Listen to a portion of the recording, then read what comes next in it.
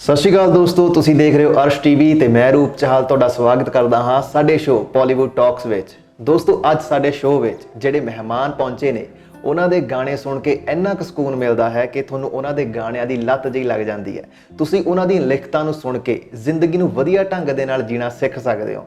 ਤਾਂ ਆਓ ਫਿਰ ਸਵਾਗਤ ਕਰਦੇ ਹਾਂ ਸਾਡੇ ਅੱਜ ਦੇ ਮਹਿਮਾਨ ਸੂਫੀ ਬਲਬੀਰ ਜੀ ਦਾ। ਸਤਿ ਸ਼੍ਰੀ ਅਕਾਲ ਸਰ। ਸਤਿ ਸ਼੍ਰੀ ਅਕਾਲ ਜੀ ਰੂਪਚੰਦ ਸਾਹਿਬ, ਠੀਕ ਹੋ ਬੜੀ ਸਰ? ਮਿਹਰਬਾਨੀ। ਅਰਸ਼ ਟੀਵੀ ਦੇਖ ਰਹੇ ਸਾਰੇ ਦਰਸ਼ਕਾਂ ਨੂੰ ਮੇਰੇ ਵੱਲੋਂ ਜਾਨੀ ਸੂਫੀ ਬਲਬੀਰ ਵੱਲੋਂ ਬੜੀ ਮੁਹੱਬਤ, ਬਹੁਤ ਸਤਿਕਾਰ। ਸਰ, ਸਭ ਤੋਂ ਪਹਿਲਾਂ ਸਾਨੂੰ ਇਹ ਦੱਸੋ, ਇਹ ਸੂਫੀ ਸ਼ਬਦ ਜਿਹੜਾ ਤੁਹਾਡੇ ਨਾਮ ਦੇ ਨਾਲ ਜੁੜਦਾ ਹੈ, ਜੀ। ਇਸ ਸ਼ਬਦ ਦੇ ਅਸਲ ਮਾਇਨੇ ਕੀ ਨੇ ਤੇ ਇਹ ਸ਼ਬਦ ਕਿੱਥੋਂ ਉਪਜਿਆ? ਇਹਦੇ ਮਾਇਨੇ ਤਾਂ ਬਹੁਤ ਡੂੰਘੇ ਨੇ ਜੀ ਉਹਦੀ ਰਜ਼ਾ 'ਚ ਰਹਿਣ ਵਾਲੇ, ਕੁਦਰਤ ਦੇ ਨਾਲ ਇੱਕਮਿਕ ਹੋ ਕੇ ਰਹਿਣ ਵਾਲੇ, ਜੀ ਸਰਬੱਤ ਦਾ ਭਲਾ ਮੰਗਣ ਵਾਲੇ, ਜੀ ਜ਼ਿੰਦਗੀ ਨੂੰ ਜਿਉਣ ਵਾਲੇ, ਮਸਤ ਰਹਿਣ ਵਾਲੇ। ਕੋਈ ਦੇ ਗਿਆ ਉਹਦਾ ਵੀ ਭਲਾ, ਜੀ। ਕੋਈ ਲੈ ਗਿਆ ਉਹਦਾ ਵੀ ਭਲਾ। ਜੀ ਤੇ ਮੇਰਾ ਖਿਆਲ ਸੂਫੀ ਇਹਨੂੰ ਕਹਿੰਦੇ ਨੇ, ਪਰ ਮੇਰਾ ਸੂਫੀ ਜਿਹੜਾ ਹੈ, ਮੇਰੇ ਪਿੰਡ ਦਾ ਨਾਮ ਵੀ ਸੂਫੀਆਂ ਇਤਫਾਕਨ, ਜੀ ਤੇ ਮੇਰਾ ਨਾਮ ਸੂਫੀ ਜਿਹੜਾ ਮੇਰੇ ਪਿੰਡ ਤੋਂ ਮੈਨੂੰ ਮਿਲਿਆ ਹੈ। ਜੀ ਜੀ ਸਰ, ਗਾਇਕੀ ਦੇ ਖੇਤਰ ਵਿੱਚ ਤੁਹਾਡੇ ਨਾਲ ਦੇ ਗੀਤਕਾਰਾਂ, ਗਾਇਕਾਂ ਨੇ ਹੁਣ ਤੱਕ ਬਹੁਤ ਕੁਝ ਹਾਸਿਲ ਕੀਤਾ, ਪਰ ਤੁਸੀਂ ਸ਼ੁਰੂ ਤੋਂ ਇੱਕ ਖਾਸ ਆਡੀਅנס ਨੂੰ ਟਾਰਗੇਟ ਕਰਕੇ ਚੱਲੇ। ਇਸ ਦੇ ਬਾਰੇ ਤੁਸੀਂ ਕੀ ਕਹਿਣਾ ਚਾਹੋਗੇ? ਬਹੁਤ ਕੁਝ ਤੁਸੀਂ ਜਿਸ ਐਂਗਲ ਤੋਂ ਕਹਿ ਰਹੇ ਹੋ ਮੈਂ ਸਮਝਦਾ ਹਾਂ। ਜੀ ਹਰ ਕਿਸੇ ਦੀ ਆਪਣੀ ਆਪਣੀ ਚੋਇਸ ਹੈ ਕਿ ਉਹਨੇ ਕੀ ਕਰਨਾ ਹੈ। ਜੀ ਜਿਹਨੂੰ ਜੋ ਚੰਗਾ ਲੱਗਦਾ ਉਹ ਕਰੀ ਜਾਂਦਾ, ਪਰ ਮੈਨੂੰ ਜੋ ਮੈਂ ਕਰ ਰਿਹਾ ਜੀ। ਮੈਨੂੰ ਇਹਦੇ ਵਿੱਚ ਤਸੱਲੀ ਹੈ, ਤੇ ਮੇਰਾ ਖਿਆਲ ਹੈ ਤਸੱਲੀ ਕਿਸੇ ਵੀ ਕੀਮਤ ਤੇ ਮੁੱਲ ਨਹੀਂ ਮਿਲਦੀ। ਬਿਲਕੁਲ ਸਰ। ਜੀ ਸਰ, ਕਿਸੇ ਵੀ ਇਨਸਾਨ ਦੀ ਸੋਚ ਜਾਂ ਉਸ ਦਾ ਕਿਰਦਾਰ ਉਸ ਦੇ ਆਲੇ ਦੁਆਲੇ ਦਾ ਮਾਹੌਲ ਬਣਾਉਂਦਾ ਹੈ, ਜਾਂ ਉਹ ਕਿਸੇ ਖਾਸ ਵਿਅਕਤੀ ਤੋਂ ਪ੍ਰਭਾਵਿਤ ਹੋ ਕੇ ਬਣਦਾ ਹੈ। ਜੀ। ਤਾਂ ਤੁਹਾਡੀ ਜ਼ਿੰਦਗੀ ਵਿੱਚ ਐਦਾਂ ਦਾ ਕਿਹੜਾ ਇਨਸਾਨ ਸੀ ਕਿ ਤੁਸੀਂ ਉਹਨਾਂ ਤੋਂ ਪ੍ਰਭਾਵਿਤ ਹੋ ਕੇ ਸੂਫੀ ਲਾਈਨ ਵੱਲ ਤੁਰ ਪਏ? ਜਿਹੜਾ ਪ੍ਰਭਾਵ ਹੁੰਦਾ ਉਹ ਸ਼ਾਇਦ ਚਿਰ ਸਥਾਈ ਨਹੀਂ ਹੁੰਦਾ। ਓਕੇ। ਉਹ ਕੁਝ ਪਲਾਂ ਲਈ ਹੁੰਦਾ, ਉਹ ਇੱਕ ਚਲਕਾਰਾ ਹੁੰਦਾ, ਨੋ ਡਾਊਟ। ਸਿੱਖਣ ਨੂੰ ਤੇ ਮੈਂ ਬਹੁਤ ਲੋਕਾਂ ਨੂੰ ਸਿੱਖਿਆ, ਬਹੁਤ ਲੋਕਾਂ ਨੂੰ ਵੇਖ ਕੇ ਵੀ ਇਦਾਂ ਦਾ ਹੋਵੇ, ਉੱਦਾਂ ਦਾ ਹੋਵੇ। ਜਿਹੜੀ ਤੁਹਾਡੀ ਇੱਕ ਆਪਣੀ ਸ਼ਖਸੀਅਤ ਉਸਰਦੀ ਹੈ, ਉਹਦੇ ਵਿੱਚ ਇੱਕ ਤੁਹਾਡੇ ਸੰਘਰਸ਼ ਦਾ, ਤੁਹਾਡੇ ਆਪਣੇ ਨਿੱਜੀ ਹਾਲਾਤਾਂ ਦਾ, ਤੁਸੀਂ ਸਟੱਡੀ ਕੀ ਕੀਤਾ, ਤੁਸੀਂ ਪੜ੍ਹਿਆ ਕੀ ਹੈ, ਜੀ ਉਹ ਮਿਲ ਮਿਲਾ ਕੇ ਫਿਰ ਇੱਕ ਸ਼ਖਸੀਅਤ ਬਣਦੀ ਹੈ। ਤੇ ਮੇਰਾ ਖਿਆਲ ਹੈ ਕਿ ਮੈਂ ਹਰ ਚੰਗੇ ਬੰਦੇ ਨੂੰ ਬਹੁਤ ਗੌਰ ਨਾਲ ਪੜ੍ਹਿਆ ਵੀ ਹੈ, ਜੀ ਵਾਚਿਆ ਵੀ ਹੈ, ਸੁਣਿਆ ਵੀ ਹੈ। ਜੀ ਤੇ ਮੇਰਾ ਖਿਆਲ ਹੈ ਕਿ ਕਿਸੇ ਇੱਕ ਦਾ ਨਹੀਂ, ਬਹੁਤ ਸਾਰੇ ਚੰਗੇ ਲੋਕਾਂ ਦਾ ਮੇਰੇ ਤੇ ਅਸਰ ਹੈ। ਜੀ ਸਰ, ਤੁਸੀਂ ਜ਼ਿਆਦਾਤਰ ਕਿਹਨਾਂ ਨੂੰ ਪੜ੍ਹਦੇ ਹੋ? ਜੇ ਮੈਂ ਕਿਸੇ ਇੱਕ ਦਾ ਨਾਮ ਲਵਾਂਗਾ ਤਾਂ ਬਹੁਤ ਸਾਰੇ ਲੋਕਾਂ ਨਾਲ ਧੱਕਾ ਹੋਵੇਗਾ। ਜੀ ਕਿ ਮੈਂ ਪੰਜਾਬੀ ਸਾਹਿਤ ਜੀ ਉਹ ਵੀ ਬਹੁਤ ਪੜ੍ਹਦਾ, ਤੇ ਜਿਹੜਾ ਵਰਲਡ ਦਾ ਜਿਹੜਾ ਟਰਾਂਸਲੇਟ ਹੋਇਆ ਸਾਹਿਤ ਹੈ ਜੀ ਮੈਂ ਉਹ ਵੀ ਪੜ੍ਹਦਾ। ਜੀ ਸਰ, ਇੱਕ ਇਨਸਾਨ ਦੀ ਜ਼ਿੰਦਗੀ ਦੇ ਵਿੱਚ ਉਸ ਦਾ ਧਰਮ ਕੀ ਰੋਲ ਪਲੇ ਕਰਦਾ ਹੈ? ਜੇ ਕੋਈ ਵੀ ਬੰਦਾ ਇੱਕ ਪਾਰਟਿਕੂਲਰ ਧਰਮ ਨੂੰ ਮੰਨਦਾ ਹੈ ਤਾਂ ਉਸ ਦਾ ਧਰਮ ਉਸ ਦੀ ਜ਼ਿੰਦਗੀ ਨੂੰ ਕਿੱਦਾਂ ਸੁਖਾਲਾ ਕਰਦਾ ਹੈ? ਬੜਾ ਔਖਾ ਸਵਾਲ ਹੈ ਜੀ। ਅਸਲ ਦੇ ਵਿੱਚ ਧਰਮ ਦੇ ਮਾਇਨੇ ਹੈ ਡਿਸਪਲਿਨ, ਜੀ ਇੱਕ ਕਾਇਦੇ ਨਾਲ ਜ਼ਿੰਦਗੀ ਜੀਣਾ। ਜੀ ਧਰਮ ਬੰਦੇ ਨੂੰ ਬੰਦਾ ਬਣਾਉਂਦਾ ਹੈ, ਜੀ ਤੇ ਬੰਦਾ ਇਸ ਜ਼ਿੱਦ ਤੇ ਅੜਿਆ ਕਿ ਮੈਂ ਬੰਦਾ ਬਣਨਾ ਹੀ ਨਹੀਂ ਹੈ। ਬਿਲਕੁਲ ਸਹੀ। ਧਰਮਾਂ ਦੇ ਨਾਂ ਤੇ ਜਿੰਨੇ ਦੰਗੇ ਦੁਨੀਆ 'ਚ ਹੋਏ ਨੇ, ਜੀ। ਜਿੰਨੇ ਫਸਾਦ ਧਰਮਾਂ ਕਰਕੇ ਹੋਏ ਨੇ, ਜਿੰਨੇ ਕਤਲ, ਜਿੰਨਾ ਖੂਨ ਧਰਮਾਂ ਕਰਕੇ ਡੁੱਲਿਆ, ਸ਼ਾਇਦ ਇਹਨਾਂ ਤਾਂ ਆਜ਼ਾਦੀ ਵਾਸਤੇ ਵੀ ਨਹੀਂ ਡੁੱਲਿਆ ਹੋਣਾ। ਨਹੀਂ ਡੁੱਲਿਆ। ਜੀ ਤੇ ਧਰਮ ਦੀ ਪਰਿਭਾਸ਼ਾ ਮੇਰੇ ਮਿੱਤਰ ਬੰਦੇ ਨੂੰ ਬੰਦਾ ਬਣਾਉਣੀ ਹੈ। ਜੀ ਪਰ ਅਫਸੋਸ ਇਹ ਹੈ ਕਿ ਜਿੰਨੇ ਲੋਕ ਧਾਰਮਿਕ ਆਪਣੇ ਆਪ ਨੂੰ ਖਵਾਉਂਦੇ ਨੇ, ਉਹ ਧਰਮ ਤੋਂ ਦੂਰ ਹੁੰਦੇ ਨੇ। ਧਰਮ ਦਾ ਮਤਲਬ ਕੋਈ ਮਜ਼ਹਬ ਨਹੀਂ ਹੁੰਦਾ, ਧਰਮ ਦਾ ਮਤਲਬ ਈਮਾਨ, ਚੰਗੇ ਹੋਣਾ। ਮੇਰਾ ਇੱਕ ਆਉਣ ਵਾਲਾ ਗੀਤ ਵੀ ਹੈ ਕਿ ਪਾਈ ਬੈਠਾ ਯੱਬ ਹਰ ਕੋਈ, ਬਣਿਆ ਫਿਰਦਾ ਰੱਬ ਹਰ ਕੋਈ, ਕਿਸੇ ਦੇ ਗਿੱਟੇ ਗੋਡੇ ਲੱਗੇ ਉਸ ਤੋਂ ਮਾਫੀ ਹੈ, ਉਂਝ ਬੰਦਾ ਬੰਦਾ ਹੀ ਬਣ ਜੇ ਇੰਨਾ ਹੀ ਕਾਫੀ ਹੈ। ਮੈਂ ਜੋ ਕਹਿਣਾ ਚਾਹੁੰਦਾ ਉਹ ਇਹੀ ਹੈ ਕਿ ਰੌਲਾ ਖਤਮ ਹੋਵੇ, ਗੁਰ ਘਰ ਗਿਰਜੇ ਮਸਜਿਦ ਮੰਦਰ ਦਾ ਸਫ਼ਰ ਸ਼ੁਰੂ ਹੋ ਜਾਵੇ, ਕਿਧਰੇ ਬਾਹਰੋਂ ਅੰਦਰ ਦਾ, ਫਿਰ ਹੋਵੇਗਾ ਮੇਲ ਵੇਖ ਲਈ ਬੂੰਦ ਸਮੁੰਦਰ ਦਾ, ਪਹਿਰਾਵਾ ਭਗਵਾ ਚਿੱਟਾ ਕਾਲਾ ਜਾਂ ਖਾਕੀ ਏ, ਬੰਦਾ ਬੰਦਾ ਹੀ ਬਣ ਜਾਏ ਇੰਨਾ ਕਾਫੀ ਹੈ ਜੀ। ਸੋ ਮੈਂ ਕਹਿੰਦਾ ਕਿ ਸਭ ਤੋਂ ਧਰਮ ਸੁੱਚਾ ਇਨਸਾਨੀਅਤ, ਜਿਹਦੇ ਵਿੱਚ ਇਨਸਾਨੀਅਤ ਨਹੀਂ ਹੈ ਉਹ ਕਿਸੇ ਤਰ੍ਹਾਂ ਦਾ ਵੀ ਬਾਣਾ ਪਾ ਲਵੇ, ਕਿਸੇ ਤਰ੍ਹਾਂ ਦਾ ਵੀ ਪਹਿਰਾਵਾ ਪਾ ਲਵੇ, ਕਿੰਨਾ ਤੀਰਥਾਂ ਤੇ ਜਾਵੇ, ਉਹ ਸਿਰਫ ਡਰਾਮਾ ਹੈ, ਉਹ ਧੋਖਾ ਹੈ ਦੁਨੀਆ ਨਾਲ ਵੀ ਤੇ ਆਪਣੇ ਆਪ ਨਾਲ ਵੀ। ਜੀ, ਮੇਰਾ ਖਿਆਲ ਇਹ ਲੱਗਾ ਸਰ ਸਾਡੇ ਜਿੰਨੇ ਵੀ ਧਰਮ ਨੇ ਹਰ ਇੱਕ ਧਰਮ ਦਾ ਅਲੱਗ-ਅਲੱਗ ਗ੍ਰੰਥ ਹੈ, ਠੀਕ ਹੈ ਜੀ। ਅਸਲ ਜਿਹੜਾ ਮਾਇਨੇ ਹੈ ਗ੍ਰੰਥ ਦਾ ਉਹ ਇਹ ਹੈ ਕਿ ਤੁਸੀਂ ਗ੍ਰੰਥ ਨੂੰ ਖੋਲ ਕੇ ਪੜ੍ਹੋ, ਉਸ ਦੇ ਵਿੱਚ ਜੋ ਲਿਖਿਆ ਹੈ ਉਹਨੂੰ ਆਪਣੀ ਜ਼ਿੰਦਗੀ ਦੇ ਵਿੱਚ ਲਾਗੂ ਕਰੋ ਤੇ ਆਪਣੀ ਜ਼ਿੰਦਗੀ ਨੂੰ ਵਧੀਆ ਢੰਗ ਦੇ ਨਾਲ ਜੀਓ। ਪਰ ਇਨਸਾਨ ਉਸ ਗ੍ਰੰਥ ਨੂੰ ਪੜ੍ਹਨ ਦੀ ਬਜਾਏ, ਖੋਲ ਕੇ ਪੜ੍ਹਨ ਦੀ ਬਜਾਏ ਉਸ ਦੇ ਅੱਗੇ ਮੱਥਾ ਟੇਕਦਾ ਹੈ। ਮੈਂ ਅਸਲ 'ਚ ਧਰਮਾਂ ਦੇ ਮਾਮਲੇ 'ਚ ਬਹੁਤੀ ਕੰਟਰੋਵਰਸੀ 'ਚ ਨਹੀਂ ਪੈਣਾ ਚਾਹੁੰਦਾ, ਨਹੀਂ ਸਰ, ਪਰ ਮੇਰੇ ਕੋਲ ਜਵਾਬ ਹੈ ਜੀ, ਜਵਾਬ ਜ਼ਰੂਰ ਹੈ ਬਿਲਕੁਲ। ਤੇ ਇਹ ਮੈਂ ਕਿਤੇ ਵੀ ਖਲੋ ਕੇ ਮੈਂ ਬੋਲ ਸਕਦਾ ਹਾਂ ਜੀ, ਉਹ ਤੁਹਾਡੀ ਗੱਲ ਨੂੰ ਮੈਂ ਆਪਣੇ ਸ਼ੇਅਰ 'ਚ ਕਹਿ ਦਿੰਦਾ ਓਕੇ ਕਿ ਬਾਣੀ ਪੜ੍ਹਦਾ ਹੈ, ਬਾਣੀ ਸੁਣਦਾ ਹੈ, ਬਾਣੀ ਵਰਗਾ ਹੋ ਜਾ। ਦੋ ਸਟੇਜਾਂ ਅਸੀਂ ਪਾਸ ਕਰ ਲੈਨੇ ਆ, ਬਾਣੀ ਸੁਣ ਵੀ ਲੈਨੇ ਆ, ਬਾਣੀ ਪੜ੍ਹ ਵੀ ਲੈਨੇ ਆ। ਬਾਣੀ ਪੰਜਾਬੀ ਦੇ ਵਿੱਚ ਅਸੀਂ ਕਹਿੰਦੇ ਆ, ਕਈ ਧਰਮਾਂ 'ਚ ਕਲਾਮ ਵੀ ਕਹਿੰਦੇ ਨੇ, ਕਈਆਂ 'ਚ ਸ਼ਲੋਕ ਵੀ ਕਹਿੰਦੇ ਨੇ। ਅਲਟੀਮੇਟਲੀ ਬਾਣੀ ਮੀਨਜ ਕਿ ਗੱਲ ਸਮਝਾਵੇ ਜਿਹਦੇ ਰਾਹੀਂ, ਜੀ, ਬਿਲਕੁਲ, ਕਿ ਬਾਣੀ ਪੜ੍ਹਦਾ ਹੈ, ਬਾਣੀ ਸੁਣਦਾ ਹੈ, ਬਾਣੀ ਵਰਗਾ ਹੋ ਜਾ, ਗੁਰੂ ਦੀ ਬਾਣੀ ਵਰਗਾ ਹੋ ਜਾ, ਸਭ ਨੂੰ ਆਪਣਾ ਲੱਗੇ, ਪ੍ਰੇਮ ਕਹਾਣੀ ਵਰਗਾ ਹੋ ਜਾ, ਕਿਆ ਬਾਤ, ਉਸ ਕਹਾਣੀ ਵਰਗਾ ਹੋ ਜਾ। ਜੇ ਬਣਨਾ ਫਲਦਾਰ ਤੇ ਆਪਣਾ ਆਪ ਮਿਟਾਉਣਾ ਪੈਂਦਾ ਹੈ, ਅੰਗੂਰਾਂ ਦੀ ਵੇਲ ਦੇ ਅੰਦਰ ਟਾਹਣੀ ਵਰਗਾ ਹੋ ਜਾ, ਚੀਜ਼ ਨਿਮਾਣੀ ਵਰਗਾ ਹੋ ਜਾ, ਸਾਂਭ ਸਾਂਭ ਕੇ ਰੱਖਦੇ ਲੋਕੀ ਕਈ ਪੀੜ੍ਹੀਆਂ ਤੀਕਰ, ਹੋ ਸਕੇ ਤਾਂ ਸੱਜਣਾ ਚੀਜ਼ ਪੁਰਾਣੀ ਵਰਗਾ ਹੋ ਜਾ, ਗੱਲ ਸਿਆਣੀ ਵਰਗਾ ਹੋ ਜਾ। ਦਿਨੇ ਰਾਤ ਜੋ ਚੱਲਦੇ ਆਖਿਰ ਜਾਂਦੇ ਪਹੁੰਚ ਟਿਕਾਣੇ, ਸੂਫੀ ਮੰਜ਼ਿਲ ਪਾਉਣੀ ਹੋ ਤਾਂ ਪਾਣੀ ਵਰਗਾ ਹੋ ਜਾ, ਵਗਦੇ ਪਾਣੀ ਵਰਗਾ ਹੋ ਜਾ। ਕੀ ਬਾਤ ਹੈ ਜੀ, ਸੋ ਬਾਣੀ ਪੜ੍ਹਨੀ ਸੁਣਨੀ ਬਹੁਤ ਚੰਗੀ ਗੱਲ ਹੈ। ਜੇ ਬਾਣੀ ਵਰਗੇ ਹੋਏ ਨਹੀਂ, ਜੇ ਬਾਣੀ ਨੂੰ ਜੀਵਿਆ ਨਹੀਂ, ਹੰਡਾਇਆ ਨਹੀਂ, ਤੇ ਫਿਰ ਪਹਿਲੀਆਂ ਦੋ ਸਟੇਜਾਂ ਜਿਹੜੀਆਂ ਸੀ, ਮੈਨੂੰ ਕਹਿਣ 'ਚ ਕੋਈ ਹਰਜ਼ ਨਹੀਂ ਕਿ ਆਪਾਂ ਟਾਈਮ ਵੇਸਟ ਕਰ ਰਹੇ ਹਾਂ, ਕੋਈ ਹੋਰ ਕੰਮ ਕਰਨਾ ਚਾਹੀਦਾ ਜੀ। ਸਰ ਮੈਂ ਤੁਹਾਨੂੰ ਇੱਕ ਕੁਐਸਚਨ ਪੁੱਛਣਾ ਚਾਹੁੰਦਾ ਹਾਂ ਕਿ ਜਦੋਂ ਤੁਸੀਂ ਆਪਣੇ ਹੁਨਰ ਦੇ ਦਮ ਤੇ ਪਹਿਲੀ ਵਾਰ 9 ਰੁਪਏ ਕਮਾਏ ਸੀ, ਉਸ ਵੇਲੇ ਦਾ ਅਹਿਸਾਸ ਸਾਡੇ ਦਰਸ਼ਕਾਂ ਨਾਲ ਸਾਂਝਾ ਕਰੋ। ਮੈਂ ਨੰਗੇ ਪੈਰੀ ਗਿਆ ਸੀਗਾ ਮੇਲੇ 'ਚ ਜੀ, ਤੇ ਮੇਰਾ ਖਿਆਲ ਹੈ 70 ਪੈਸੇ ਜਾਂ 30 ਪੈਸੇ ਦਾ ਆਟਾ ਵੇਚ ਕੇ ਹੱਟੀ ਤੇ, ਘਰੋਂ ਪੈਸੇ ਨਹੀਂ ਸੀ, ਮੈਂ ਵੀ ਚੋਰੀ ਗਿਆ ਸੀਗਾ। ਅੱਛਾ ਜੀ, ਤੇ ਇਦਾਂ ਦੀ ਚੋਰੀਆਂ ਮੈਂ ਨਿੱਕੀਆਂ ਨਿੱਕੀਆਂ ਕਾਫੀ ਕੀਤੀਆਂ।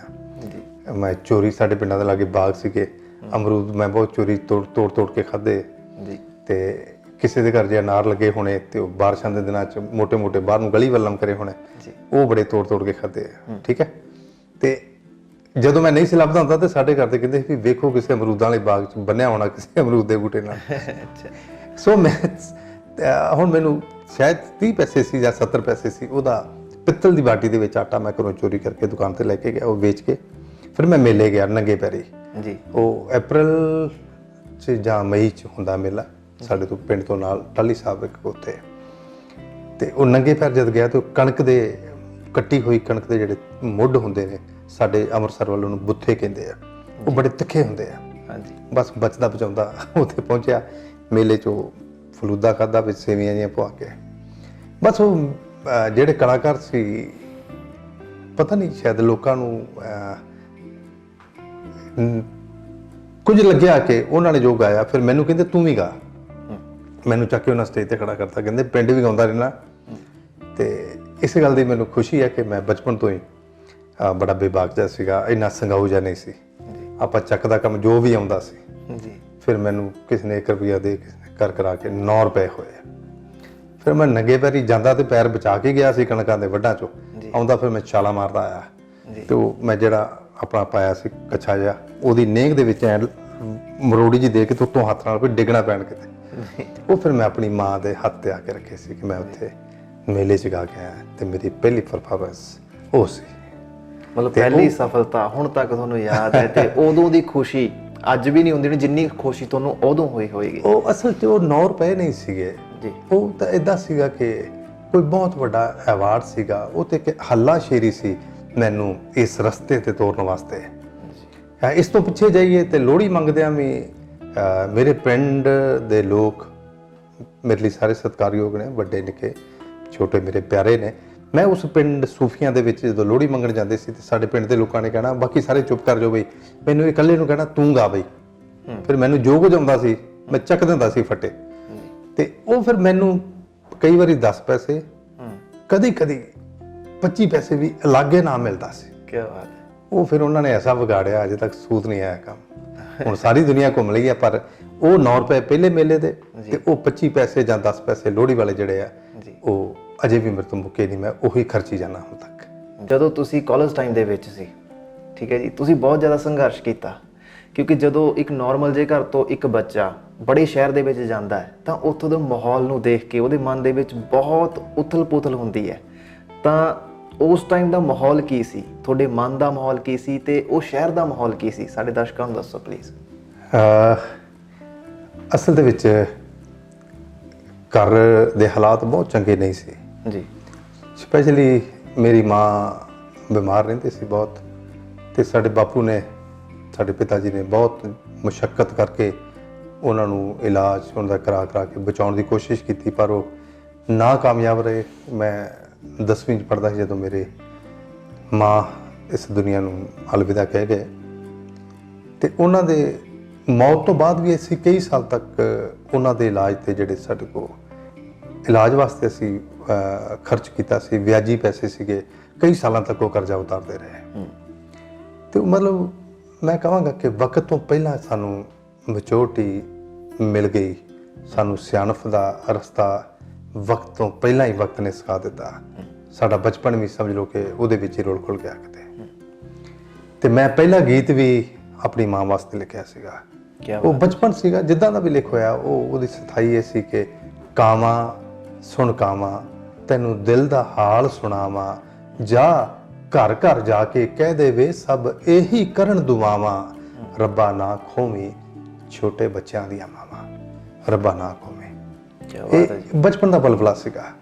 ਤੇ ਉਸ ਤੋਂ ਬਾਅਦ ਇੱਕ ਖਿਆਲ ਸੀਗਾ, ਜਿਵੇਂ ਕਿ ਸਾਡੇ ਪਿੰਡਾਂ ਵੱਲ ਨਾਰਮਲੀ 10ਵੀਂ ਕਰਨ ਤੋਂ ਬਾਅਦ ਮੁੰਡੇ ਫੌਜ ਦੇ ਵਿੱਚ ਭਰਤੀ ਹੋ ਜਾਂਦੇ ਨੇ, ਤੇ ਮੈਨੂੰ ਵੀ ਲੱਗਦਾ ਸੀ ਸ਼ਾਇਦ ਪੜ੍ਹਾਈ ਕਰਨ ਤੋਂ ਬਾਅਦ ਇਹੀ ਇੱਕ ਰਸਤਾ ਹੈ ਕਿ ਫੌਜੀ ਬਣਨਾ ਹੁੰਦਾ ਹੈ। ਉਹ ਮੇਰੇ ਅੰਦਰ ਵੀ ਇੱਕ ਜਨੂੰਨ ਸੀਗਾ, ਬਾਰਡਰ ਏਰੀਆ 'ਚ ਪਿੰਡ ਹੋਣ ਕਰਕੇ ਵੀ, ਜਾਂ ਜਿਵੇਂ ਵੀ ਕਹਿ ਲਓ, ਫੌਜ ਹੀ ਇੱਕ ਰਸਤਾ ਲੱਗਦਾ ਸੀ। ਮੈਂ ਟਰਾਈ ਕੀਤਾ, ਨਹੀਂ ਹੋ ਸਕਿਆ। ਮੈਂ +1 ਕੀਤੀ, +2 ਫਿਰ ਕੀਤੀ, ਫਿਰ ਇੱਕ ਮੌਕਾ ਬਣਿਆ ਕਿ ਮੈਂ ਡਿਪਲੋਮਾ ਇਲੈਕਟ੍ਰੋਨਿਕਸ ਐਂਡ ਕਮਿਊਨੀਕੇਸ਼ਨ ਕਰਨ ਵਾਸਤੇ ਘਰੋਂ ਨਿਕਲਿਆ ਜੀ। ਫਿਰ ਉੱਥੇ ਰਹਿ ਕੇ ਲੱਗਿਆ ਕਿ ਮੈਂ ਤਾਂ ਘਰੋਂ ਨੌਕਰੀ ਕਰਨੀ ਚਾਹੁੰਦਾ ਸੀ, ਸੁਪਨੇ ਨਹੀਂ ਪੂਰੇ ਹੋ ਰਹੇ। ਤੇ ਮੈਨੂੰ ਇਹ ਦੱਸਦਿਆਂ ਬਹੁਤ ਫਖਰ ਮਹਿਸੂਸ ਹੁੰਦਾ ਹੈ। ਤੇ ਖਾਸ ਕਰਕੇ ਜਿਹੜੇ ਮੇਰੇ ਤੋਂ ਛੋਟੇ ਨੇ, ਜਿਨ੍ਹਾਂ ਨੇ ਹਲੇ ਜ਼ਿੰਦਗੀ ਨੂੰ ਮਿਲਣਾ ਹੈ, ਜ਼ਿੰਦਗੀ ਨੂੰ ਪਹਿਚਾਨਣਾ ਹੈ, ਮੁਲਾਕਾਤ ਕਰਨੀ ਹੈ ਹਕੀਕਤ ਨਾਲ, ਸ਼ਾਇਦ ਉਹਨਾਂ ਨੂੰ ਉਹਨਾਂ ਦੇ ਕੰਮ ਆਵੇ ਕੱਲ੍ਹ। ਕਿ ਹੋਸਟਲ 'ਚ ਰਹਿੰਦਿਆਂ ਮੈਂ ਸੋਚਿਆ ਕਿ ਮੇਰੇ ਸੁਪਨੇ ਨਹੀਂ ਪੂਰੇ ਹੋ ਰਹੇ। ਤੇ ਫਿਰ ਜਿਹੜੇ ਮੇਰੇ ਸਾਰੇ ਰੂਮਮੇਟ ਸੀਗੇ, ਕਾਲਜਮੇਟ ਸੀਗੇ, ਉਹ ਕੱਪੜੇ ਪ੍ਰੈਸ ਕਰਾਉਣ ਦੂਰ ਜਾਂਦੇ ਸੀ। ਇਹ ਪਟਿਆਲੇ ਦੀ ਗੱਲ ਹੈ ਜੀ। ਤੇ ਫਿਰ ਮੈਂ ਕੋਲਿਆਂ ਵਾਲੀ ਪ੍ਰੈਸ ਨਾਲ ਉੱਥੇ ਆਪਣਾ ਤੰਬੂ ਲਾਤਾ, ਮੈਂ ਕਰਿਆ ਕਰਾਂਗਾ। ਕੀ ਬਾਤ। ਫਿਰ ਮੈਨੂੰ ਬਹੁਤ ਫਖਰ ਨਾਲ ਮੈਂ ਦੱਸਦਾ ਕਿ ਮੈਂ ਉਹਨਾਂ ਦਿਨਾਂ 'ਚ ਆਪਣੇ ਰੂਮਮੇਟਸ, ਕਲਾਸਮੇਟ ਜਿੰਨੇ ਸੀ, ਉਹਨਾਂ ਦੇ ਕੱਪੜੇ ਪ੍ਰੈਸ ਕਰਦਾ ਰਿਹਾ ਜੀ। ਤੇ ਹੋਸਟਲ ਦੇ ਵਿੱਚੋਂ ਮੁੰਡੇ ਪੈਸੇ ਮੰਗਾਉਂਦੇ ਸੀ ਤੇ ਮੈਂ ਆਪਣੇ ਖਰਚਿਆਂ ਤੋਂ ਇਲਾਵਾ ਬਚੇ ਹੋਏ ਪੈਸੇ ਪਿੰਡ ਭੇਜਦਾ ਸੀ। ਕੀ ਬਾਤ ਹੈ ਜੀ। ਤੇ ਉਹਦੇ ਨਾਲ ਲਿਟਰੇਚਰ ਨਾਲ ਵੀ ਜੁੜਿਆ ਰਿਹਾ, ਆਪਣੀ ਪੜ੍ਹਾਈ ਜੋ ਕਰਨੀ ਸੀ, ਅਕੈਡਮਿਕ ਪੜ੍ਹਾਈ ਉਹ ਵੀ ਕੀਤੀ, ਲਿਟਰੇਚਰ ਨਾਲ ਵੀ ਜੁੜਿਆ ਰਿਹਾ, ਮਿਊਜ਼ਿਕ ਦਾ ਸ਼ੌਂਕ ਵੀ ਨਾਲ ਨਾਲ ਪਲਦਾ ਰਿਹਾ। ਉਸ ਤੋਂ ਬਾਅਦ ਉਹ ਡਿਪਲੋਮਾ ਇਲੈਕਟ੍ਰੋਨਿਕਸ ਦਾ ਕਰਨ ਤੋਂ ਬਾਅਦ ਮੈਂ ਪੰਜਾਬ ਕਮਿਊਨੀਕੇਸ਼ਨ ਦੇ ਵਿੱਚ ਜੋਬ ਮਿਲ ਗਈ ਮੈਨੂੰ। ਮੈਂ JEE ਤੱਕ ਉੱਥੇ ਪਹੁੰਚਿਆ, ਫਿਰ ਉੱਥੇ ਵੀ ਦਿਲ ਜਾਣੀ ਲੱਗਾ। ਪਰ ਇਹ ਕਰਨ ਤੋਂ ਬਾਅਦ ਜਦੋਂ ਕਾਲਜ ਤੋਂ ਬਾਹਰ ਨਿਕਲੇ ਸੀ ਤੇ ਜਲੰਧਰ ਸਾਡੀ ਫਸਟ ਅਪਾਇੰਟਮੈਂਟ ਹੋਈ, ਉੱਥੇ ਮੈਂ ਪੁਲਿਸ ਦੇ ਵਿੱਚ ਵੀ ਭਰਤੀ ਹੋਇਆ, ਕੁਝ ਕੁ ਮਹੀਨੇ ਉੱਥੇ ਲਾਏ, ਉੱਥੇ ਵੀ ਦਿਲ ਜਾਣੀ ਲੱਗਾ। ਤੇ ਮਤਲਬ ਮੈਂ 2 ਗਵਰਨਮੈਂਟ ਜੋਬ ਵੀ ਛੱਡੀਆਂ। ਸੋ ਜ਼ਿੰਦਗੀ ਸੰਘਰਸ਼ ਤੋਂ ਬਿਨਾਂ ਇਹਦੇ ਅਰਥ ਸਮਝ ਹੀ ਨਹੀਂ ਆਉਂਦੇ। ਜਿਹਨੇ ਸੰਘਰਸ਼ ਨਹੀਂ ਕੀਤਾ, ਜਿਹਨੂੰ ਬਣਿਆ ਬਣਾਇਆ ਮਿਲ ਜਾਵੇ, ਉਹਨੂੰ ਕੀ ਪਤਾ ਕਿ ਜ਼ਿੰਦਗੀ ਕਿਹਨੂੰ ਕਹਿੰਦੇ ਨੇ। ਬਿਲਕੁਲ। ਇੱਕ ਨਿੱਕਾ ਜਿਹਾ ਮੇਰਾ ਸ਼ੇਰ ਸੀਗਾ ਕਿ ਜਦੋਂ ਤੱਕ ਧੁੱਪੇ ਨਾ ਸੜੀਏ, ਛਾਂ ਦਾ ਮੁੱਲ ਪਤਾ ਹੀ ਨਹੀਂ ਲੱਗਦਾ। ਜਦੋਂ ਤੱਕ ਧੁੱਪੇ ਨਾ ਸੜੀਏ ਛਾਂ ਦਾ ਮੁੱਲ ਪਤਾ ਹੀ ਨਹੀਂ ਲੱਗਦਾ। ਜਦੋਂ ਤੱਕ ਵਿਛੜ ਨਹੀਂ ਜਾਂਦੀ ਮਾਂ ਦਾ ਮੁੱਲ ਪਤਾ ਹੀ ਨਹੀਂ ਲੱਗਦਾ। ਕੀ ਬਾਤ ਹੈ ਜੀ, ਬਹੁਤ ਸੋ ਜ਼ਿੰਦਗੀ ਹਮੇਸ਼ਾ ਜ਼ਿੰਦਾਬਾਦ ਰਹੀ ਹੈ, ਹੌਸਲੇ ਬੁਲੰਦ ਰਹੇ ਨੇ। ਮੈਨੂੰ ਪਤਾ ਸੀ ਕਿ ਉਹ ਹੋਸਟਲ 'ਚ ਪੜ੍ਹਨਾ, ਪੁਲਿਸ ਦੀ ਨੌਕਰੀ ਕਰਨਾ, ਉਹ ਠਾਠ ਰਿਜ਼ਾਈਨ ਦੇਣੇ, ਇਹ ਹਿੰਮਤ ਤੋਂ ਬਿਨਾਂ ਨਹੀਂ ਹੁੰਦੇ। ਤੇ ਹਿੰਮਤ ਇੱਕ ਹੁੰਦਾ ਖੂਹ 'ਚ ਛਾਲ ਮਾਰਨੀ, ਇੱਕ ਹੁੰਦਾ ਕਿ ਇਹ ਛੱਡ ਕੇ ਮੈਂ ਕੁਝ ਵੱਡਾ ਕਰ ਸਕਦਾ।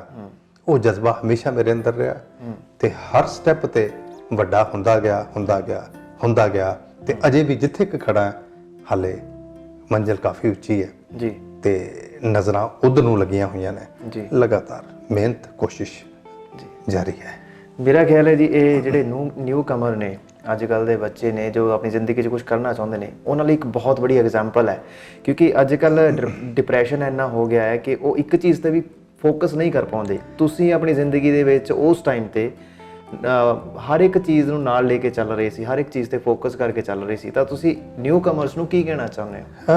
ਹਰ ਦਿਨ ਨਵਾਂ ਹੈ, ਜ਼ਿੰਦਗੀ ਦਾ ਹਰ ਪਲ ਨਵਾਂ ਹੈ। ਇਹ ਬਿਲਕੁਲ ਪੂਰੀ ਜ਼ਿੰਦਗੀ ਇੱਕ ਮੂਵੀ ਵਰਗੀ ਹੈ। ਇਹਦਾ ਜਿਹੜਾ ਇੱਕ ਸ਼ਾਰਟ ਸੀਨ ਨਿਕਲ ਜਾਂਦਾ ਉਹ ਰਿਪੀਟ ਨਹੀਂ ਹੁੰਦਾ ਕਦੇ। ਬਿਲਕੁਲ। ਸੋ ਅਸੀਂ ਸਾਰੇ ਨਵੇਂ ਹਾਂ। ਸੋ ਬਟ ਜਿਹੜੇ ਹਾਲੇ ਬਿਲਕੁਲ ਬਿਗਨਰ ਨੇ, ਜਿਹਨਾਂ ਨਾਲ ਸ਼ੁਰੂਆਤ ਹੈ, ਇਹ ਹੈ ਕਿ ਮਿਹਨਤ ਕਰੋ। ਪ੍ਰੋਬਲਮ ਡਿਪਰੈਸ਼ਨ ਉਦੋਂ ਹੁੰਦਾ ਜਦੋਂ ਅਸੀਂ ਮਿਹਨਤ ਘੱਟ ਕਰਦੇ ਹਾਂ ਤੇ ਉਮੀਦ ਜ਼ਿਆਦਾ ਕਰਦੇ ਹਾਂ। ਯੋਧਾ ਉਹ ਹੁੰਦਾ ਜਿਹੜਾ ਡਿੱਗਦਾ ਤੇ ਫਿਰ ਉੱਠਦਾ ਹੈ। ਜਿਹੜਾ ਡਿੱਗ ਜਾਵੇ ਤੇ ਫਿਰ ਉੱਠੇ ਹੀ ਨਾ, ਉਹਨੂੰ ਯੋਧਾ ਨਹੀਂ ਕਹਿੰਦੇ ਜੀ। ਉਹਨੂੰ ਲੜਨਾ ਹੀ ਨਹੀਂ ਚਾਹੀਦਾ, ਉਹਨੂੰ ਤੁਰਨਾ ਹੀ ਨਹੀਂ ਚਾਹੀਦਾ। ਜਿਹਦੇ ਵਿੱਚ ਡਿੱਗ ਕੇ ਉੱਠਣ ਦੀ ਹਿੰਮਤ ਨਹੀਂ ਹੈ। ਇੱਕ ਸਾਡਾ ਮੇਰੀ ਰਚਨਾ ਆਉਣ ਵਾਲੀ ਹੈ, ਉਹ ਹੈ ਕਿ ਉਹਦਾ ਨਾਂ ਝੂਠਾ ਪਾਣੀ ਹੈ ਕਿ ਮੈਂ ਆਦੀ ਹੋ ਗਿਆ ਉਖੜੇ ਬਿਖੜੇ ਰਾਵਾਂ ਦਾ, ਮੈਂ ਝੂਠਾ ਪਾਣੀ ਪੀ ਬੈਠਾ ਦਰਿਆਵਾਂ ਦਾ। ਮੇਰੇ ਤੇ ਦਰਿਆ ਵਿੱਚ ਇੱਕ ਗੱਲ ਸਾਂਝੀ ਏ, ਅਸੀਂ ਖੜ ਕੇ ਨਹੀਂ ਉਹ ਵਹਿੰਦੇ ਰੁੱਖ ਹਵਾਵਾਂ ਦਾ। ਹੁਣ ਤੱਕ ਜਿੰਨੇ ਆਏ ਰੱਜ ਕੇ ਮਾਣੇ ਨੇ, ਫਿਕਰ ਕਦੇ ਨਹੀਂ ਕੀਤਾ ਬਚਦੇ ਸਾਵਾਂ ਦਾ। ਕੋਈ ਕੁਝ ਵੀ ਬਣ ਜਾਏ ਇਹ ਗੱਲ ਪੱਕੀ ਏ, ਕੋਈ ਕਰਜ਼ਾ ਲਾ ਨਹੀਂ ਸਕਦਾ ਤਿੰਨਾਂ ਮਾਵਾਂ ਦਾ। ਤਿੰਨਾਂ ਮਾਵਾਂ ਤੋਂ ਮੁਰਾਦ ਸਾਡੇ ਜਨਮ ਦੇਣ ਵਾਲੀ ਮਾਂ, ਸਾਡੀ ਮਾਂ ਮਿੱਟੀ, ਸਾਡੀ ਮਾਂ ਬੋਲੀ। ਕੋਈ ਕੁਝ ਵੀ ਬਣ ਜਾਏ ਇਹ ਗੱਲ ਪੱਕੀ ਏ, ਕਰਜ਼ਾ ਲਾ ਨਹੀਂ ਸਕਦਾ ਤਿੰਨਾਂ ਮਾਵਾਂ ਦਾ। ਪੱਥਰਾਂ ਦੀ ਹਿੱਕ ਪਾੜ ਕੇ ਜਿੱਥੋਂ ਨਿਕਲੇ ਆ, ਚੇਤਾ ਵੀ ਨਹੀਂ ਭੁੱਲੇ ਉਹਨਾਂ ਥਾਵਾਂ ਦਾ। ਸਾਨੂੰ ਜ਼ਰੇ ਜ਼ਰੇ ਚੋਂ ਦਿਲਬਰ ਦਿਸਦਾ ਏ, ਅਸੀਂ ਭੈ ਨਹੀਂ ਮੰਨਦੇ ਆਪੇ ਬਣੇ ਖੁਦਾਵਾਂ ਦਾ। ਕਿੰਨੀ ਵਾਰੀ ਡਿੱਗੇ ਉੱਠ ਉੱਠ ਚੱਲੇ ਆ, ਸੂਫੀ ਇਸ ਵਿੱਚ ਦਿਸਦਾ ਅਸਰ ਦੁਆਵਾਂ ਦਾ। ਕੀ ਬਾਤ ਹੈ, ਬਹੁਤ ਖੂਬ। ਮੈਂ ਆਦੀ ਹੋ ਗਿਆ ਉਖੜੇ ਬਿਖੜੇ ਰਾਵਾਂ ਦਾ, ਮੈਂ ਝੂਠਾ ਪਾਣੀ ਪੀ ਬੈਠਾ ਦਰਿਆਵਾਂ ਦਾ। ਕੀ ਬਾਤ ਸਰ, ਇੱਕ ਤੁਹਾਡਾ ਗਾਣਾ ਬਹੁਤ ਮਕਬੂਲ ਹੋਇਆ ਸੀ, ਬੰਜਾਰਾ ਜੀ। ਜੇ ਤੁਸੀਂ ਗੁੱਸਾ ਨਾ ਮਨਾਓ ਤਾਂ ਸਾਡੇ ਦਰਸ਼ਕਾਂ ਲਈ ਉਹਦੀਆਂ 2 ਲਾਈਨਾਂ ਪਲੀਜ਼। ਨਹੀਂ, ਮੈਂ ਹੁਣ ਗੁੱਸਾ ਮਨਾ ਹੀ ਗਿਆ, ਮੈਂ ਸੁਣਾ ਹੀ ਦੇਣਾ ਵੀ ਕੀ ਹੈ। ਠੀਕ ਹੈ। ਸੋ ਉਹ ਬੰਜਾਰਾ ਗੀਤ ਮੈਨੂੰ ਉਹਨੇ ਪਹਿਚਾਣ ਦਿੱਤੀ ਜੀ। ਸੋ ਉਸ ਕੁਦਰਤ ਦਾ, ਉਸ ਮਾਲਕ ਦਾ ਸ਼ੁਕਰ ਹੈ ਕਿ ਇਹ ਗੀਤ ਮੇਰੇ ਹਿੱਸੇ ਹੈ। ਤੁਹਾਡੀ ਸਭ ਦੀ ਨਜ਼ਰ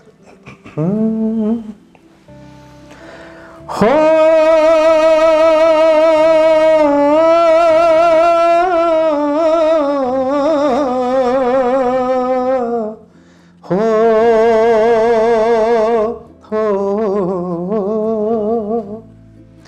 ਕਹਿੰਦਾ ਏ ਵਣਜਾਰਾ ਸੌਦਾ ਸਸਤਾ ਏ, ਲੈ ਲੈ ਮੇਰਿਆ ਯਾਰਾ ਸੌਦਾ ਸਸਤਾ ਏ। ਜੋ ਕੁਝ ਮੇਰੇ ਕੋਲ ਲੁਟਾ ਕੇ ਮੁੜ ਜਾਣਾ,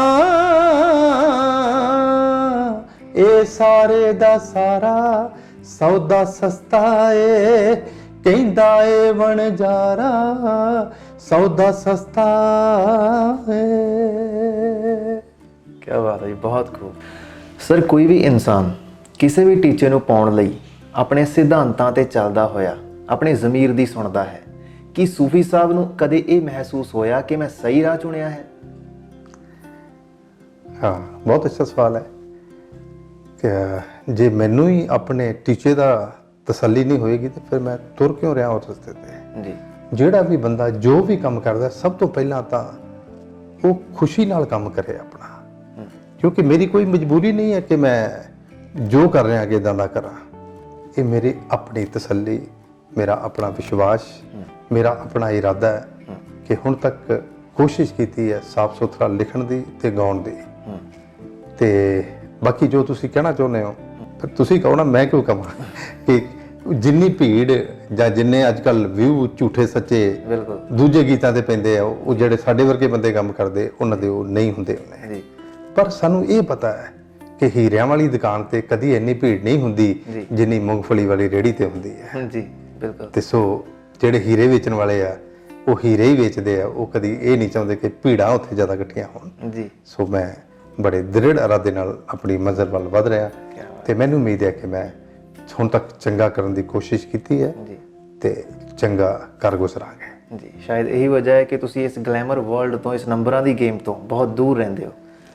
ਨਹੀਂ, ਬੜੇ ਨੰਬਰ ਨੇ ਇੱਧਰ ਵੀ, ਸੁਣਨ ਵਾਲੇ ਇੱਧਰ ਵੀ ਹੁੰਦੇ ਨੇ, ਬਲਕਿ ਭੀੜ ਜਿਹੜੀ ਹੈ ਉਹ ਕਦੀ ਸਿਆਣੀ ਨਹੀਂ ਹੁੰਦੀ ਤੇ ਸਿਆਣੇ ਲੋਕਾਂ ਦੀ ਕਦੇ ਭੀੜ ਨਹੀਂ ਹੁੰਦੀ। ਜੀ ਕੀ ਬਾਤ ਹੈ।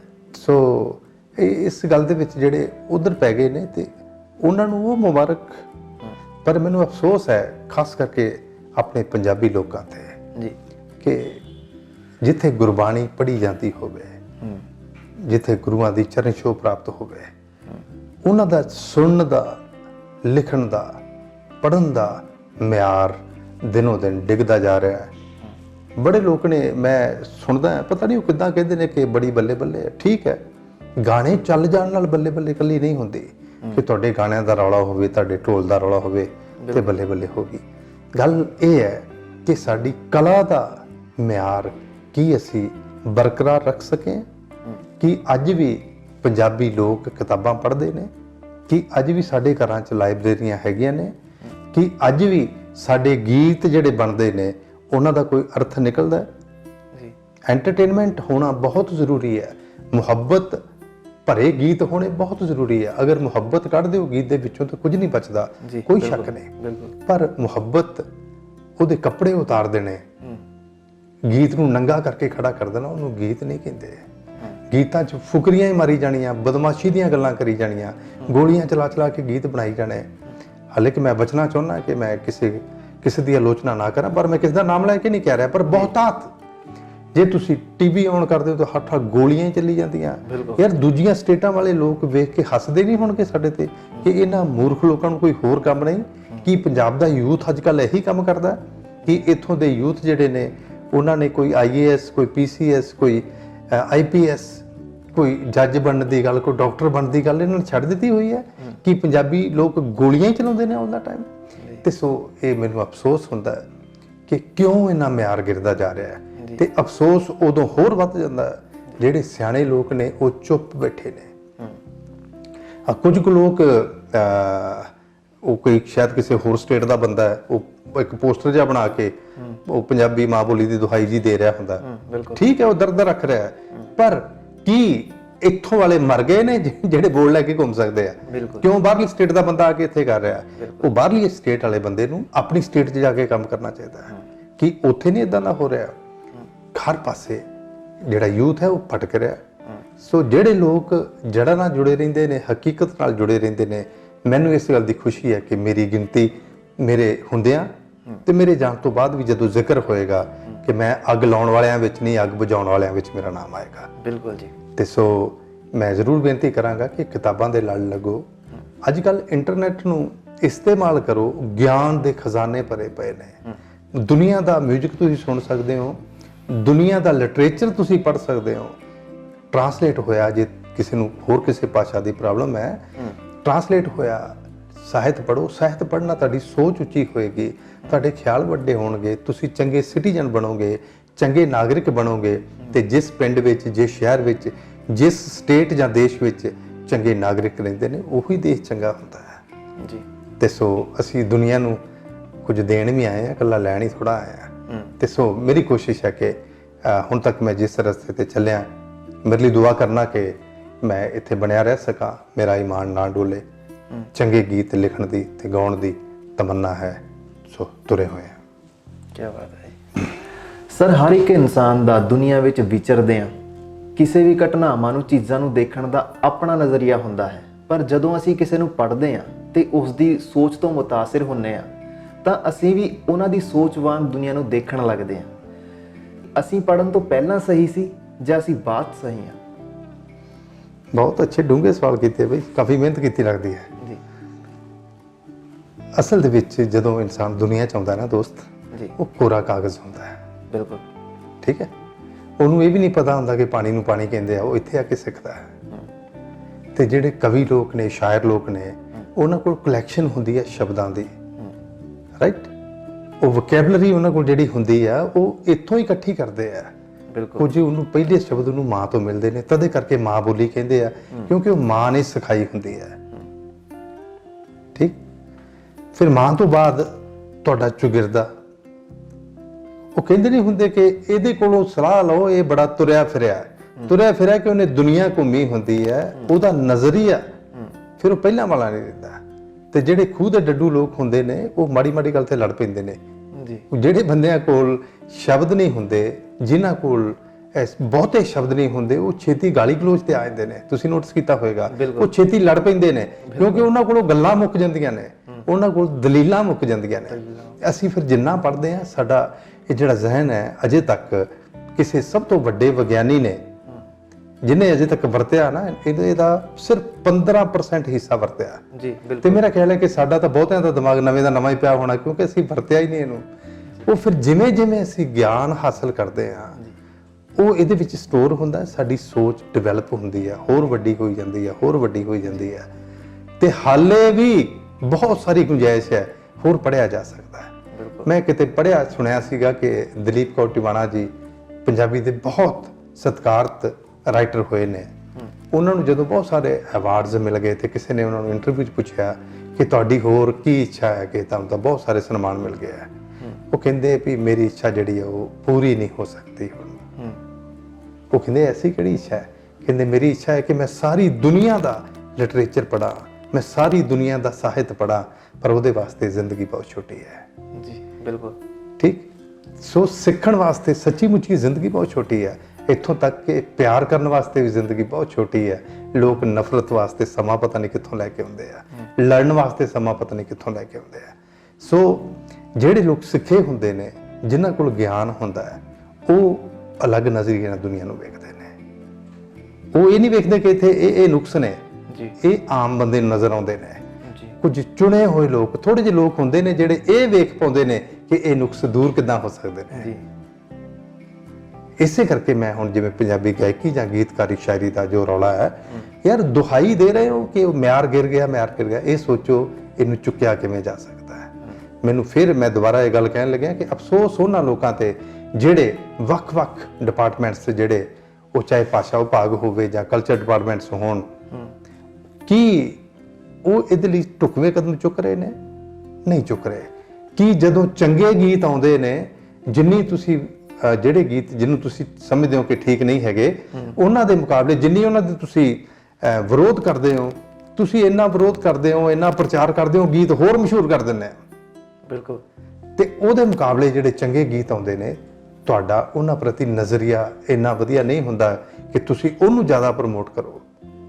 ਚੰਗਾ ਤੇ ਮਾੜਾ ਹਮੇਸ਼ਾ ਹਰ ਯੁੱਗ 'ਚ ਨਾਲ ਚੱਲਦਾ ਹੈ। ਜਿਹਨੂੰ ਚੰਗਾ ਦਿਸਦਾ, ਚੰਗਾ ਉਹਨੂੰ ਦਿਖੂਗਾ ਜਿਹੜਾ ਆਪ ਚੰਗਾ ਹੈ। ਬਿਲਕੁਲ। ਠੀਕ। ਤੇ ਸੋ ਇਸੇ ਦੁਨੀਆ 'ਚ ਵਿਚਰਦੇ ਆ, ਕਿਹਨੇ ਕਿਹੜੀ ਚੀਜ਼ ਖਰੀਦਣੀ ਆ। ਹਰ ਦੁਕਾਨ ਤੇ ਚੀਜ਼ਾਂ ਤਰ੍ਹਾਂ ਤਰ੍ਹਾਂ ਦੀਆਂ ਪਈਆਂ ਹੁੰਦੀਆਂ ਨੇ। ਕੋਈ ਦੁੱਧ ਲੈਣ ਵੀ ਜਾਂਦਾ ਉੱਥੋਂ, ਖੈਰ ਇਹ ਆਪਣੇ ਇੰਡੀਆ 'ਚ ਤੇ ਘੱਟ ਕਲਚਰ ਹੈ, ਫੋਰਨ 'ਚ ਇਦਾਂ ਹੈ ਕਿ ਉਸੇ ਦੁਕਾਨ ਤੇ ਦੁੱਧ ਵਿਕ ਰਿਹਾ ਹੁੰਦਾ ਹੈ, ਉੱਥੇ ਵਾਈਨ ਵਿਕਦੀ ਹੈ, ਉੱਥੇ ਸ਼ਰਾਬ ਵਿਕਦੀ ਹੈ, ਉੱਥੇ ਕਈ ਕੁਝ ਹੋਰ ਵਿਕਦਾ। ਤੁਸੀਂ ਕੀ ਲੈਣ ਜਾਣਾ, ਉਹ ਤੁਹਾਡੇ ਨਜ਼ਰੀਏ ਡਿਪੈਂਡ ਕਰਦਾ ਹੈ। ਮੇਰੇ ਖਿਆਲ ਗੱਲ ਪੂਰੀ ਹੋ ਗਈ। ਬਿਲਕੁਲ। ਓਕੇ ਸਰ, ਬਹੁਤ ਵਧੀਆ ਲੱਗਿਆ ਤੁਹਾਡੇ ਨਾਲ ਗੱਲ ਕਰਕੇ। ਬਹੁਤ ਸਾਰੇ ਸਵਾਲ, ਬਹੁਤ ਸਾਰੀਆਂ ਉਲਝਣਾਂ ਜੋ ਅੱਜ ਸੁਲਝੀਆਂ ਨੇ ਤੁਹਾਡੇ ਜ਼ਰੀਏ, ਤੇ ਦਿਲ ਤਾਂ ਨਹੀਂ ਕਰ ਰਿਹਾ ਕਿ ਆਪਾਂ ਇਸ ਗੱਲਬਾਤ ਨੂੰ ਇੱਥੇ ਹੀ ਐਂਡ ਕਰੀਏ, ਪਰ ਸਾਨੂੰ ਸਮਾਂ ਇਜਾਜ਼ਤ ਨਹੀਂ ਦੇ ਰਿਹਾ। ਤਾਂ ਇਹ ਜਿਹੜੀ ਅੱਗੇ ਦੀ ਗੱਲਬਾਤ ਆ, ਆਪਾਂ ਫਿਰ ਕਦੇ ਮਿਲ ਕੇ ਕਰਾਂਗੇ। ਤੁਸੀਂ ਜਾਣਦੇ ਹੋਏ ਸਾਡੇ ਦਰਸ਼ਕਾਂ ਨੂੰ ਕੁਝ ਸੁਨੇਹਾ ਦੇਣਾ ਚਾਹੁੰਦੇ ਹੋ, ਕੁਝ ਮੈਸੇਜ ਦੇਣਾ ਚਾਹੁੰਦੇ ਹੋ ਤਾਂ ਪਲੀਜ਼। ਰੂਪ, ਮੈਨੂੰ ਬਹੁਤ ਚੰਗਾ ਲੱਗਿਆ ਜੀ ਕਿ ਮੈਨੂੰ ਇਹ ਉਮੀਦ ਨਹੀਂ ਸੀ ਕਿ ਤੁਸੀਂ ਇੰਨੇ ਡੂੰਘੇ ਸਵਾਲ ਕਰੋਗੇ ਜੀ, ਤੇ ਮੈਨੂੰ ਵੀ ਚੰਗਾ ਲੱਗਿਆ ਕਿਉਂਕਿ